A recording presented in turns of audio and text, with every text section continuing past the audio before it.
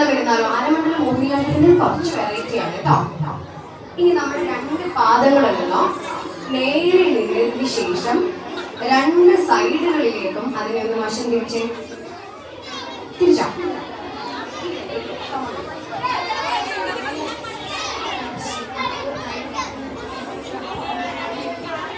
ഒരു ലൈൻ വരച്ചാൽ ആ വരയിൽ പോയി ആയിരിക്കണം നമ്മൾ ഇരിക്കേണ്ടത്.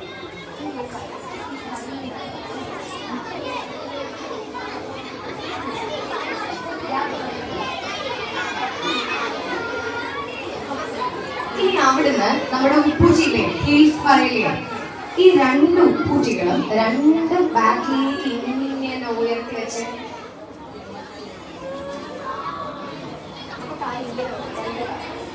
ഇനി ഈ 2 കാലുകളിലും വിരലുകളില്ലേ, ഇത് 2 സൈഡുകളിലേക്കും പോയത്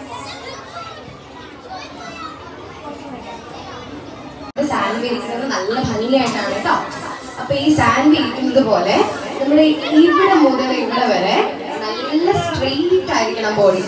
ദെൻ ഈ 2 കാലുകൾക്കും ഇത്രയും അകലം വേണം.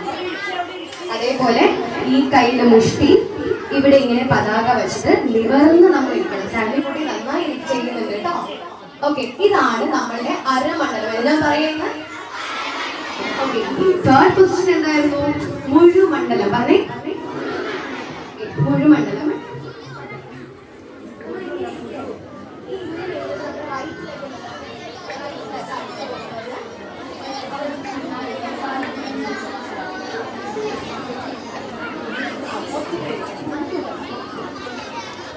സോ ഇതാണ് മുഴുമണ്ഡലം. മനസ്സിലായോ? ഇനി മുഴുമണ്ഡലത്തിൽ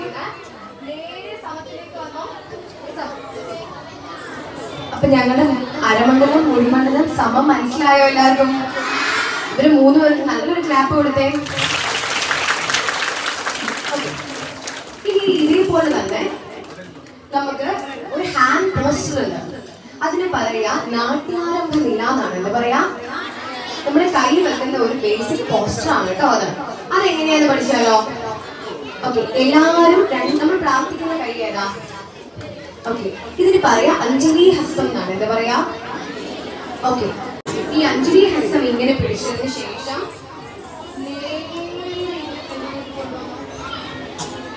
കൈ ചേർന്നിരിക്കുന്ന കൈകൾ തമ്മിൽ ഇച്ചിരി ഗ്യാപ്പ് കൊടുക്കണം.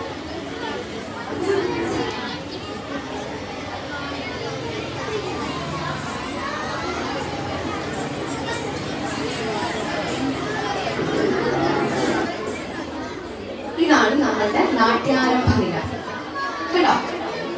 ഓക്കെ, കൈതാ ഇങ്ങനെ നിൽക്കണം. ഡാൻസ് കഴിഞ്ഞാൽ നമ്മുടെ പോസ്റ്റർ ഇങ്ങനെ ആയിരിക്കും. ഓക്കെ, അതേപോലെ ഞാൻ നേരത്തെ പറഞ്ഞില്ലേ ഞങ്ങളുടെ ആദ്യാക്ഷരങ്ങൾ അടവുകളാണെന്ന്. ആദ്യത്തെ അടവ് നമുക്ക് പഠിച്ചാലോ? ആദ്യത്തെ അടവിന്റെ പേരാണ് തട്ടടവ്. അതെ, ഓക്കെ, അതെങ്ങനെ ചെയ്ത് നോക്കിയാലോ? അപ്പം 3 പേരും അരമണ്ഡലം വരുന്നേ. കാലുകൾ 2 അകർത്തി, കൈ ഇവിടെ പിടിച്ചു.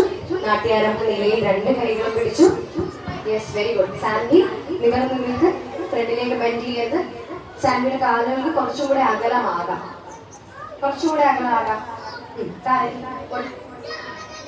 Okay, very good. ചിരിക്ക്, ചിരിക്കാം. ഇനിയും പതുക്കെ നിങ്ങളുടെ റൈറ്റ് കാല് ചെറുതായിട്ടൊന്ന് ചവിട്ടിയോ. 1. ഇനി ലെഫ്റ്റ് 2. Right right. ഇനി ഇതിന് ഓരോ തേക്കും ഓരോ കാലുകൾ ചവിട്ടണം.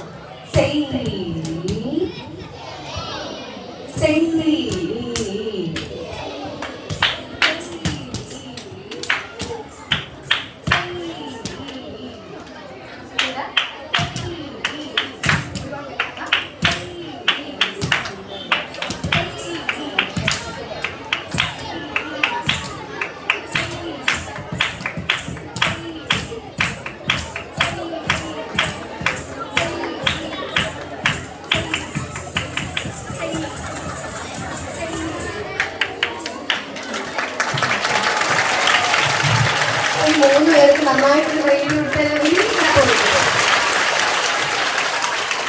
സാൻവി ഡാൻസ് കളിക്കാനുള്ള കുട്ടിയാണോ അവിടെ? ആണോ? സാൻവി നന്നായിട്ട് ചെയ്തു കേട്ടോ. സാൻവിക്ക് ഒരു ബിഗ് ക്ലാപ്പ് കൊടുത്തേ.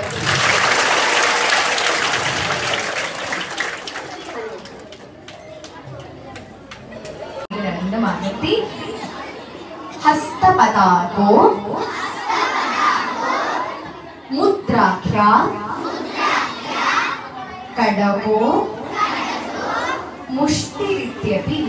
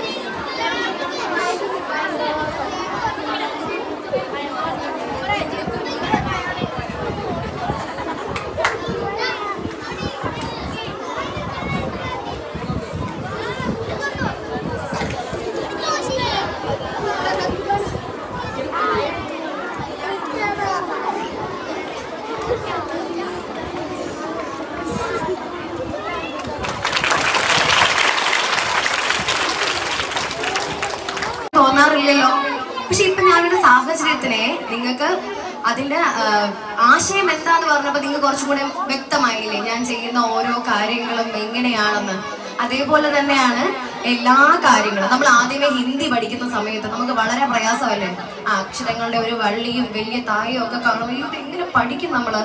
പക്ഷെ ക്രമേണ നിങ്ങളുടെ ഹിന്ദി അധ്യാപകര് ഓരോ അക്ഷരങ്ങൾ പറഞ്ഞ് തരുമ്പോൾ ഇപ്പൊ നമുക്ക് വളരെ എളുപ്പമല്ലേ ഹിന്ദി പഠിക്കാൻ, വായിക്കാൻ എളുപ്പമല്ലേ. നമ്മൾ വിചാരിച്ചോ നമ്മൾ ഹിന്ദി ഇങ്ങനെ വായിക്കുമെന്ന്? പിന്നെ മലയാളം ഇങ്ങനെ വായിക്കും നമ്മൾ കരുതിയോ നമ്മൾ അക്ഷരം പഠിക്കുമ്പം? അപ്പൊ അതേപോലെയുള്ളൂ, മനസ്സിലാക്കി കഴിഞ്ഞു കഴിഞ്ഞാൽ എല്ലാം നമുക്ക് ഒരു ആയാസം കൂടാതെ തന്നെ നമുക്ക് മനസ്സിലാക്കാൻ കഴിയും. ഓക്കെ, എല്ലാവർക്കും ഇഷ്ടമായോ?